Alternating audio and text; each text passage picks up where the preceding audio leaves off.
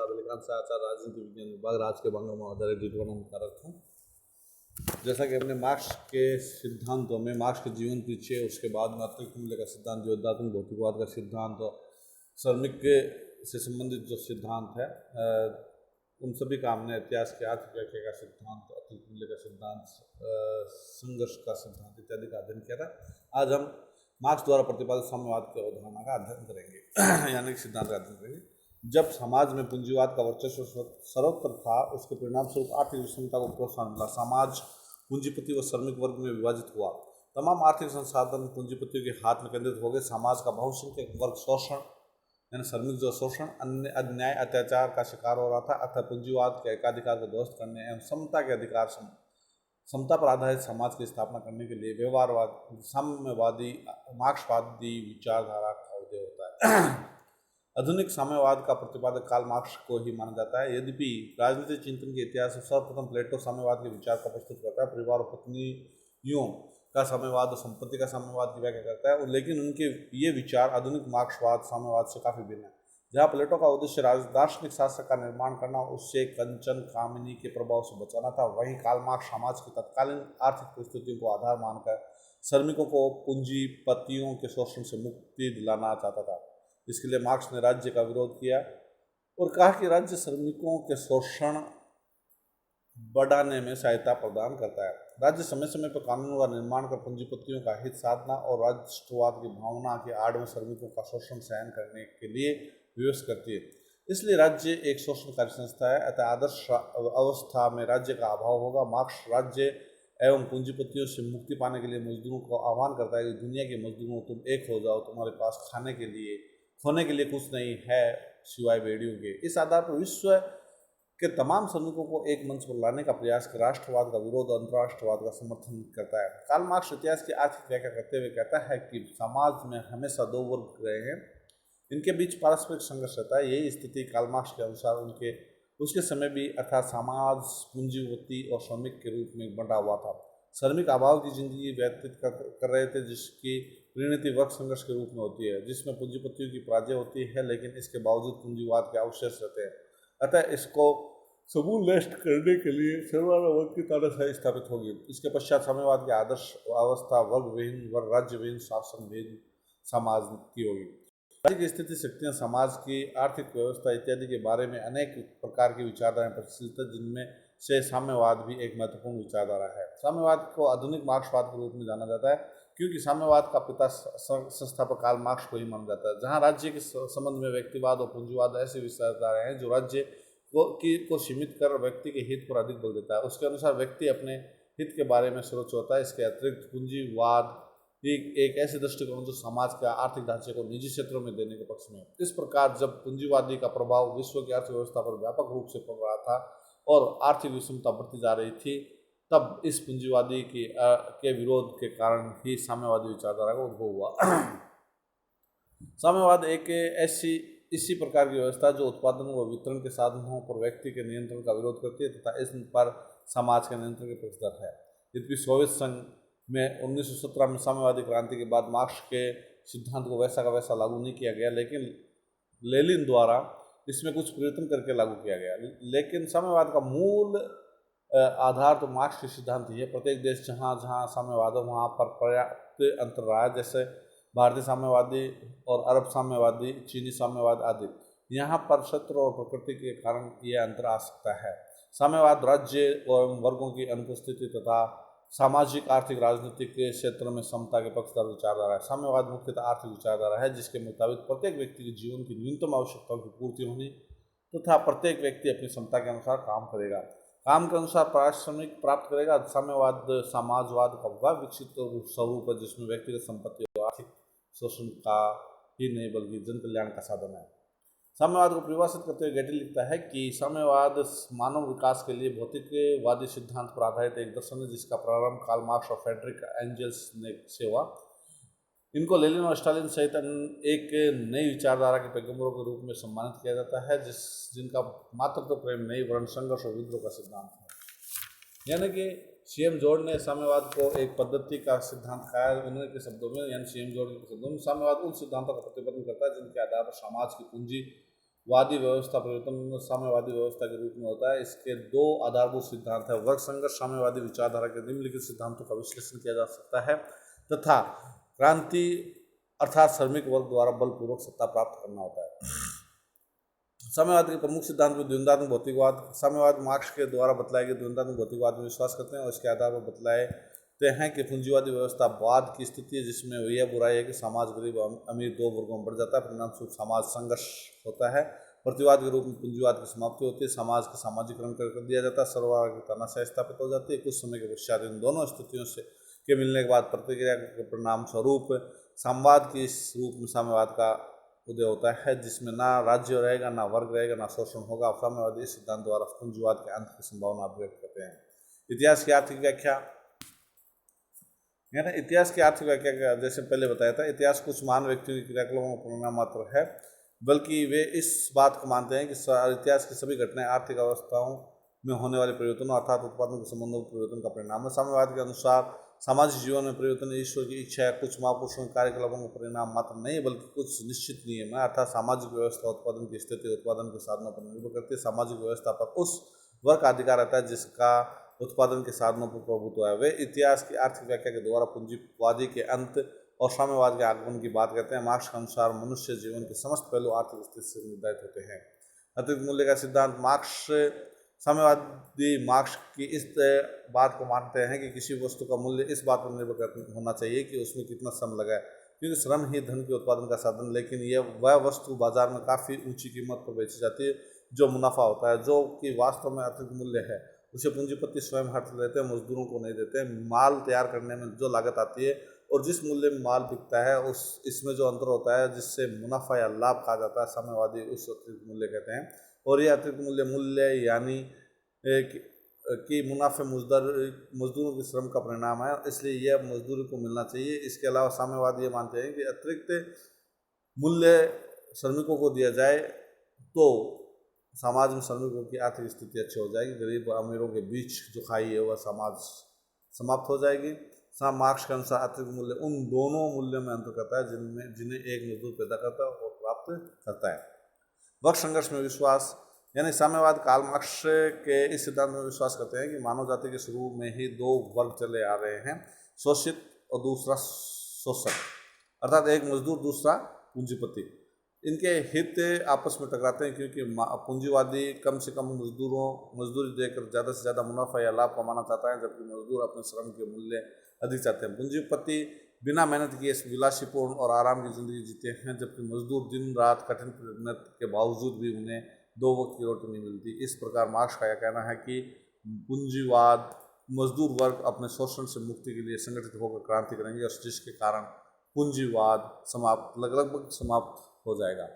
पूंजीवाद का विरोध और उसके अंत का संभावना। साम्यवादी पूंजीवादी का घोर विरोध करते हैं। साम्यवादी इसके शोषणकारी व्यवस्था मानते हैं। वे मार्क्स की इस बात में विश्वास करते हैं कि पूंजीवाद में विनाश के बीच मौजूद है। अतिरिक्त मूल्य से प्राप्त मुनाफे के कारण धन का कुछ थोड़े से हाथों में केंद्रीकरण होना, मजदूरों की हालत का दिन प्रतिदिन बिगड़ना, अधिक उत्पादन से बाजार में मंदी आने के परिणाम स्वरूप मजदूरों की घटने, मजदूरों में बेरोजगारी, कारखानों मिलों का एक ही नगर में केंद्रीकरण के परिणाम स्वरूप मजदूरों में पारस्परिक संगठन मजदूरों के द्वारा हिंसात्मक क्रांति की जाएगी और यह क्रांति तब तक चलेगी जब तक पूंजीवाद समाप्त नहीं होता। जब पूंजीवाद समाप्त हो जाएगा उसके पश्चात सर्वहारा वर्ग की तानाशाही स्थापित होगी जो समाज में समानता स्थापित करेगा।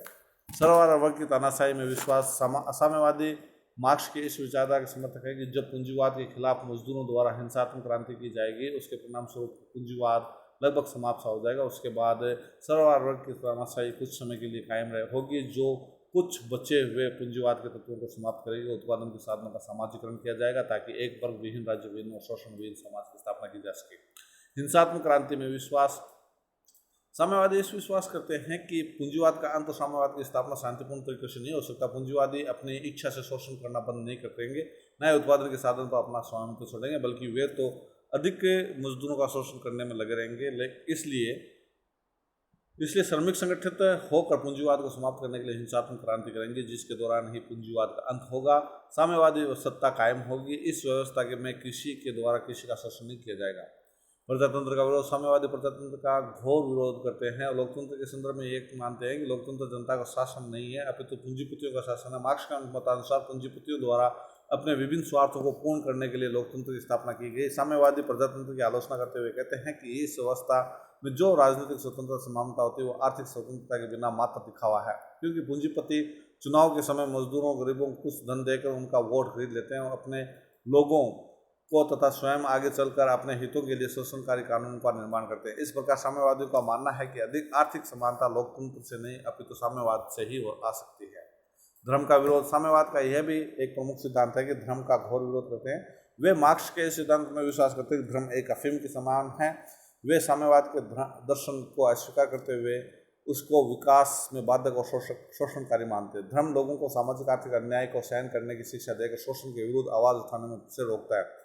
साम्यवादी कहते हैं कि धर्म हमेशा से पूंजीवादियों, तानाशाही शासकों, अत्याचारियों के शोषण का साधन रहा है, जिन्होंने सदैव धर्म के नाम पर गरीबों मजदूरों का शोषण किया। यही कारण है कि जब राजशाही व्यवस्था कायम थी तब राजाओं और शासकों के द्वारा धर्म के नाम पर लोगों को पर घोर अत्याचार किए और कहा गया कि राजा ईश्वर का प्रतिनिधित्व होता है, उसकी आज्ञा का उल्लंघन करना ईश्वर की आज्ञा का उल्लंघन करना है। इस प्रकार साम्यवादी धर्म का विरोध करते हुए ईश्वर में अविश्वास व्यक्त करते हैं। राष्ट्रवाद का विरोध, साम्यवाद का मूल आधार राष्ट्रवाद का विरोध करना। साम्यवादियों के मुताबिक राष्ट्र क्या होता है, इसके अतिरिक्त वे ये कहते हैं कि श्रमिकों के लिए कोई भी राष्ट्र भी सीमाएं नहीं होती है। राष्ट्रवाद के नाम पर मजदूरों का शोषण किया जाता है, उन्हें अत्याचार सहन करने के लिए विवश किया जाता है। साम्यवादी मार्क्स की इस बात से विश्वास करते हैं कि मजदूरों का कोई देश नहीं होता, विश्व के समस्त मजदूरों की एक जैसी समस्याएं होती है, इसलिए उन्हें नारा दिया दुनिया के मजदूरों एक हो जाओ। राज्य का विरोध, साम्यवादी केवल धर्म या राष्ट्रवाद का विरोध नहीं करते हैं अपितु वे राज्य का भी विरोध करते हैं। मार्क्स ने जैसा कहा है कि जब क्रांति होगी उसके बाद सर्वहारा की तानाशाही कायम होती है। इस युग के बाद राज्य विहीन समाज की स्थापना होगी। उस समय राज्य की आवश्यकता नहीं रहेगी। राज्य वर्ग व्यवस्था शोषण का ही नहीं पर्यायवाची है। राज्य के होते प्रत्येक वर्ग स्वतंत्रता का अनुभव नहीं कर पाएगा। राज्य ने सदैव ही शोषक वर्ग का साथ दिया है। साम्यवादी विचारधारा के अनुसार कुछ समय बाद राज्य स्वतः ही समाप्त हो जाएगा। वास्तविक साम्यवादी आज का उदय होगा। शोषण रहित वर्ग विहीन और राज्य विहीन समाज की स्थापना होगी। यानी कि जब पूंजीवाद हिंसात्मक क्रांति के द्वारा पूंजीपतियों को समाप्त कर दिया जाएगा तो सर्वहारा की तानाशाही स्थापित होगी। उसके द्वारा निजी संपत्ति का अंत, उत्पादन के साधनों का सामाजिकरण, श्रम की अनिवार्यता को लागू किया जाएगा।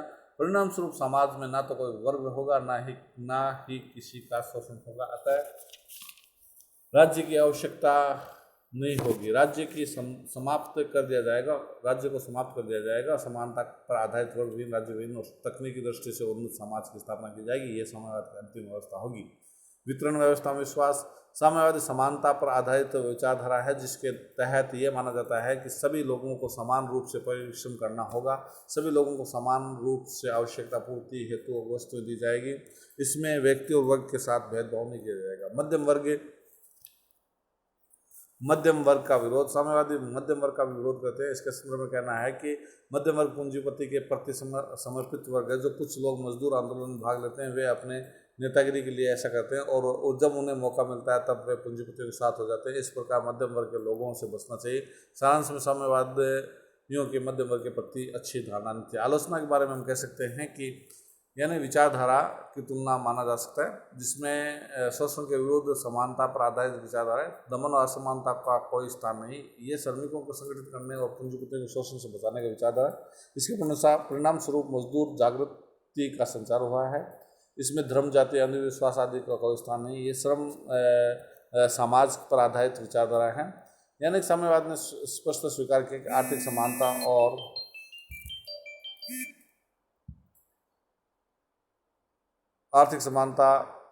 और स्वतंत्रता के बिना राजनीतिक स्वतंत्रता कोई महत्व नहीं है। फिर भी इस विचारधारा को तो आलोचना की गई है। परिवर्तन का एकमात्र आधार आर्थिक नहीं है जैसा कि इसने कहा है। इसके अलावा भी है जैसे धर्म, राष्ट्रीयता, भौगोलिक तत्व, सामाजिक वातावरण इत्यादि से भी प्रभावित होते हैं। केवल श्रम ही उत्पादन का एकमात्र साधन नहीं है, यानी कि श्रम ही नहीं है। उसके अलावा भी है जैसे पूंजी, मशीन, संगठन, प्रबंध इत्यादि का महत्वपूर्ण स्तर है। धर्म की निंदा भी सही नहीं है। धर्म शोषण, अत्याचार, अन्याय करने को नहीं कहता है, बल्कि धर्म तो व्यक्ति में दया, परोपकार, सहनशीलता, सहानुभूति करने को प्रेरित करता है। हिंसा का समर्थन अनुचित है, यानी हिंसा ईर्ष्या, द्वेष, अशांति की जननी है। पूंजीवादी व्यवस्था को एकदम समाप्त कर देना कोई लाभप्रद स्थिति नहीं होती है। मजदूरों की स्थिति में सुधार तो अहिंसात्मक तरीके से भी किया जा सकता है। लोकतंत्र की आलोचना ठीक नहीं है, क्योंकि लोकतंत्र के बिना समानता स्वतंत्रता करना कल्पित ही रहेगा। गरीब मजदूर किसानों को अपनी उन्नति का पर्याप्त अवसर भी लोकतंत्र मिलता है। वर्ग संघर्ष की धारणा गलत है, यानी कि दो वर्ग है, दोनों में वर्ग संघर्ष रहेगा, ये अप्रासंगिक के समय में। मध्यम वर्ग का विरोध सही नहीं है, जैसा कि मार्क्स ने कहा है कि मध्यम वर्ग का विरोध होता है, तो मध्यम वर्ग का विरोध करना श्रम का विरोध करना है।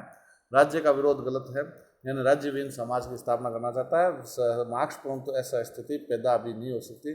लोक कल्याणकारी स्वरूप ले चुका है अब राज्य, इसलिए मानव का विकास बहुत कुछ कार्य राज्य द्वारा किया जाता है। यानी राज्य विहीन अवस्था अराजकता और अव्यवस्था की जननी है, ऐसी स्थिति मानव का विकास संभव नहीं होता है। व्यक्तिगत स्वतंत्रता का विरोध सही नहीं है, यानी व्यक्तिगत स्वतंत्रता के बिना वह अपने जीवन, कला, विज्ञान, साहित्य इत्यादि में बढ़ोतरी नहीं कर सकता है। यानी साम्यवाद उत्पादन वितरण के समस्त साधनों पर समाज का नियंत्रण होता है, इसमें व्यक्ति की भागीदारी तो नामात्र की होती है। इस प्रकार आप कह सकते हैं साम्यवाद में व्यक्ति के हितों का पूर्णतः दमन किया जाता है, जो अन्याय और अत्याचार से कम नहीं है। यह व्यक्ति के व्यक्तित्व विकास का मार्ग में बाधक है। सर्वहारा वर्ग में नाम पर तानाशाही की जाती है, जबकि ऐसा नहीं करना चाहिए, तो इसने लिखा है ऐसा, यानी राष्ट्र और समाज के विकास के लिए कभी भी सही सिद्ध नहीं होगा ऐसा। सर्वहारा के नाम पर तानाशाही की स्थापना, निरंकुशता की स्थापना नहीं की जा सकती। वर्ग संघर्ष का सिद्धांत अनैतिहासिक है, यानी अलग अलग समय के जो कसौटियाँ बताई है मार्क्स ने वो अनैतिहासिक है, यानी यथार्थ की अपेक्षा कल्पना अधिक है। यानी कि ये अन्य घोषणा की है वे सत्य सिद्ध नहीं हुई, इतिहास का प्रमाण साम्यवाद को झुठलाना है। यानी ये विचारधारा आर्थिक विचारधारा के चारों तरफ घूमती है, इसका एक ही पक्ष है। इसके अलावा सामाजिक, आध्यात्मिक, नैतिक, मनोवैज्ञानिक आदि पक्षों का इसने अवहेलना की है। द्वंद्वात्मक भौतिकवाद का सिद्धांत असत्य है, यानी वाद प्रतिवाद संवाद का जो का है वो कहाँ पर समाप्त होगा इसका कुछ नहीं बताया। पूंजीवाद के विकास के साथ साथ आधिपत्य वर्ग के मध्य अंतर अधिक नहीं होता है, यानी कि पूंजीवाद का विकास क्योंकि समाज के वर्ग अमीर और गरीबों के बीच खाई बढ़ती जाएगी। श्रमिकों को दशा सुधारने का प्रयास किया गया है पूंजीवाद में। आज समय पूंजीवादी देशों में श्रमिकों का जीवन निरंतर विकसित हुआ। आज श्रमिकों को पूंजीवादी देशों के में सभी सुविधा विद्यमान। वितरण व्यवस्था भी अव्यवहारिक है, यानी कि जो मार्क्स ने कहा वितरण व्यवस्था वो अव्यवहारिक है, यानी कि इससे व्यवहार में आलसी लोग का कार्य करना कठिन हो जाएगा, आलस ज़्यादा हो जाएगा। इस व्यक्ति अपने आवश्यकता की पूर्ति की चिंता नहीं करता है, वह कामचोर हो जाता है। राष्ट्रवाद का विरोध करना गलत है, यानी कि सर्वहारा को कोई भूमि नहीं होती, इसलिए कार्ल मार्क्स कहता है कि दुनिया के मजदूर एक हो जाओ, लेकिन साम्यवाद का ये सब बातें गलत है। प्रेम और राष्ट्रवाद की भावना प्रगति और समृद्धि में सहायक होती है। स्टालिन द्वारा एक देश में साम्यवाद की धारणा भी राष्ट्रवाद के सूचक थी। एक दलीय शासन व्यवस्था की निरंकुशता, यानी कि एक दल रहेगा और वो भी रहेगा साम्यवाद, यानी इसमें लोकतंत्र के विरोध के साथ साथ अधिनायकवादी प्रवृत्ति का प्रतीक भी मान सकते हैं। एक दलीय व्यवस्था के कारण नेतृत्व के हाथों में समझ शक्तियाँ केंद्रित हो जाती है, वो तानाशाह से कम नहीं होता है, जैसे कि सोवियत संघ के राष्ट्रपति मार्गल स्टालिन एक तानाशाह शासक था। साम्यवाद में युद्ध पर बल दिया गया, यानी युद्ध ही विश्वव्यापी बनाने के लिए अनेक युद्ध किए गए। साम्यवाद अधिनायकवाद के कारण युद्ध की संभावना अधिक ही रहती थी। चीनी साम्यवाद में तो बात स्पष्ट रूप से देख सकते हैं, आज भी चालू है। साम्यवाद की यह युद्ध प्रिय नीति मानव जाति के लिए भयावह सिद्ध हुई।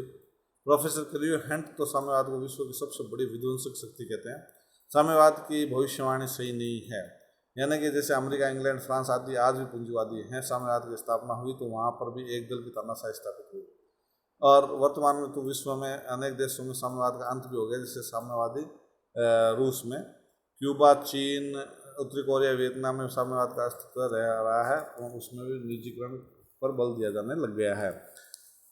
उपरोक्त विवेचना से हम कह सकते हैं कि ये कह सकते हैं कि कार्ल मार्क्स वैज्ञानिक साम्यवाद का प्रवर्तक रहा है, और उसने अपने विचारों के माध्यम से समाज के उस वर्ग के पक्ष में आवाज़ बुलंद की जो लंबे अरसे से शोषण और अन्याय का शिकार हो रहा था। समाज में पूंजीपतियों के अत्याचार का बोलबाला था। ऐसी परिस्थितियों को दृष्टिगत रखते हुए मार्क्स ने अपने विचार प्रस्तुत किए। यद्यपि मार्क्स के अपने जीवन काल में अपनी विचारधारा लागू करने का अवसर नहीं मिला, परंतु 20वीं सदी में अनेक विचारों को प्रोत्साहन मिला, उसके विचारों को प्रोत्साहन मिला, और विश्व के राष्ट्रों ने साम्यवादी विचारधारा को स्वीकार किया। आज इतना ही, धन्यवाद।